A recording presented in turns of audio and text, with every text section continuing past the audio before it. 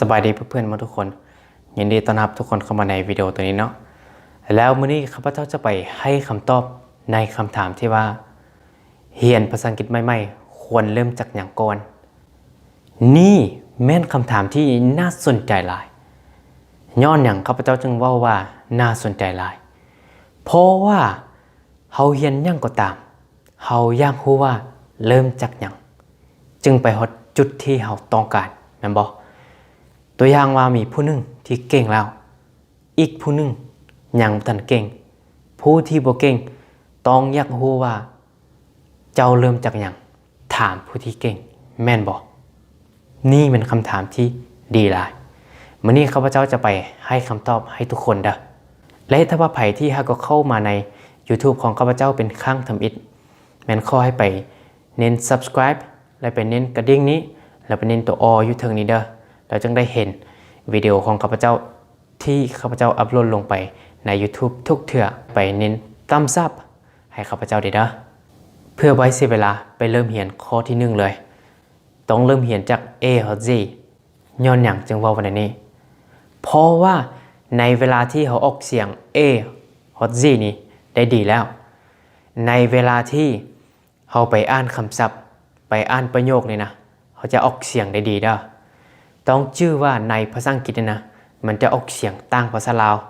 มันจะมีออกเสียงตัวสุดท้ายแม่นบ่แล้วในเวลาเขาเว้าสุดเขาต้องออกเสียงตัวใดที่มีออกเสียงนั้นเขาต้องออกเสียงตามมันเลยนี่นะไปข้อที่2เวียกประจำวันอันนี้มันสำคัญเด้อเขาต้องรู้เว้าว่าเวียกประจำวันนี่นะเว้าเป็นภาษาอังกฤษแนวใดค่อยตื่นนอนในเวลา 6 โมงเว้าเป็นภาษาอังกฤษแนวใดค่อยไปโรงเรียนเว้าในใดค่อยไปเวียกค่อยกลับบ้านค่อยกินข้าวค่อยแต่งอาหารค่อยไปรับพ่อไปรับแม่ไปช่วยครอบครัวเฮ็ดเวียกเว้าในใดต้องฮู้เว้าตัวนี้ก่อนเด้อฉะนั้นเขาจึงฮู้พัฒนาภาษาอังกฤษของตัวเองนี่นะเขาไปเรียนสิ่งที่ยากๆแล้วสิ่งที่ง่ายๆนี่เขามองข้ามไปในเวลาที่เขากลับมาเว้าสิ่งที่ง่ายๆนี่เขาเว้าบ่ได้แม่นบ่ฉะนั้นในเวลาเริ่มต้องเริ่มจากจุดที่ง่ายๆจุดที่อยู่อ้อมค้างจุดที่เขาเฮ็ดทุกมือนี่ก่อนเด้อไปข้อที่3สร้างบทสนทนาขึ้นมาย้อนหยังจึงว่าสร้างบทสนทนาขึ้นมาเพราะว่าในเวลาที่เราสร้างบทสนทนาขึ้นมาเนี่ยนะเราฮู้ว่าในภาษาอังกฤษเว้าในนี้ตัวอย่างว่าเขาอยากเว้าว่ามื้อนี้เจ้าสิไปไสเขาอยากเว้าเป็นภาษาอังกฤษเขาเขียนภาษาลาวออกมาไปถามผู้ที่เขาเจ้าเก่งแล้วไปถามอาจารย์ให้อาจารย์เขียนให้แล้วเขาได้แล้วถ้าว่าสิตอบเด้สิตอบในใดตัวอย่างว่าเขาจะไปโรงเรียน I will go to school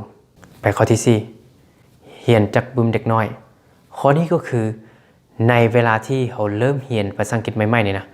ต้องไปเรียนจากปึ้มที่เขาเจ้าเฮ็ดให้เด็กน้อยเรียนตัวอย่างว่าไปเบิ่งปึ้มภาษาอังกฤษที่เขาเจ้าเฮ็ดให้นักเรียนประถมเขาเจ้าเรียนนี่นะตอนที่ข้าพเจ้ายังเรียนอยู่ม .4 นี่นะข้าพเจ้าไปเบิ่งปึ้มที่เขาเจ้าเฮ็ดให้เด็กอยู่ประถมเรียนไปเรียนจากปึ้มนั้นเพราะว่าปึ้มนั้นเขาเจ้าเฮ็ดสิ่งที่ง่ายๆและสิ่งที่ได้ใช้ทุกมื้ออยู่ในชีวิตประจำวันนี่นะถ้าว่าเรียนได้โตนั้นก็คือจะพัฒนาภาษาอังกฤษของตัวเองไปไวเด้อและง่ายและม่วนอีกเนี่ยนะไปข้อที่5เขียนคำอ่านตัวนี้ก็คือสำคัญเด้อในเวลาที่เขาบ่อ่านคำศัพท์ใดหนึ่งนี่นะต้องพยายามเขียนว่ามันอ่านแนวใดแล้วในเวลาที่เอาไปเบิ่งคืนนี่นะเขาจึงฮู้อ่านเด้อตัวนี้ข้าพเจ้ามักเฮ็ดหลายในเวลาที่เขาบ่อ่านคำศัพท์นั้นเนี่ยนะเราต้องเขียนว่านี่อ่านนี่จึงเฮ็ดให้เขาจื้อได้เด้อไปข้อที่6อันนี้คือต้องซอกคู่เรียนย้อนหยังจึงว่าซอกคู่เรียนอันนี้คือสำคัญเด้อในเวลาที่เราไปเรียนภาษาอังกฤษนี่นะเขาต้องมีคู่เรียนแด่ถ้าว่าบ่มีคู่เรียนในเวลาที่เราบ่ฮู้แล้วเจ้ามีผู้บอกเราแล้วเนี่ยนะต้องมีคู่เรียนพบกันบ่หมายความว่าไปชวนหมู่ไปเรียนเด้อบ่แม่นเวลาไปเรียน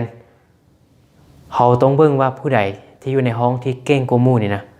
ต้องพยายามไปหมู่นำเขาเจ้าเดแล้วในเวลาที่ เฮาบ่ฮู้เฮาจงฮู้ถามเขาเจ้าหรือว่าจึงพร้อมกันเรียนภาษาอังกฤษไปข้อที่7ฟังภาษาอังกฤษทุกมื้อย้อนหยังเพราะว่าในเวลาที่เฮาฟังภาษาอังกฤษทุกมื้อนี่นะ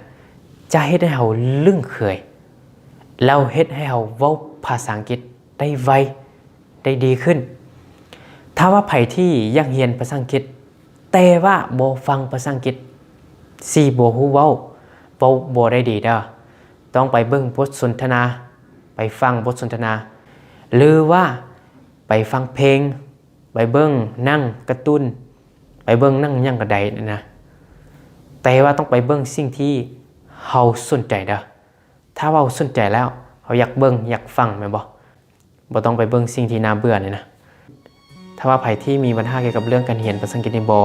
หรือว่าอยากเขียนอย่างใดนี่นะแล้วพยายามไปคอมเมนต์อยู่รูปนี้เนาะแล้วข้าพเจ้าจึงไปตอบให้หรือว่าข้าพเจ้าจึงไปเฮ็ดวิดีโอมาให้ทุกคนเด้อแล้วขอบใจหลายๆที่ตั้งใจเบิ่งตั้งแต่ต้นมาฮอดสุดท้ายนี่เนาะขอบใจหลายๆพบกันในวิดีโอหน้าเนาะบาย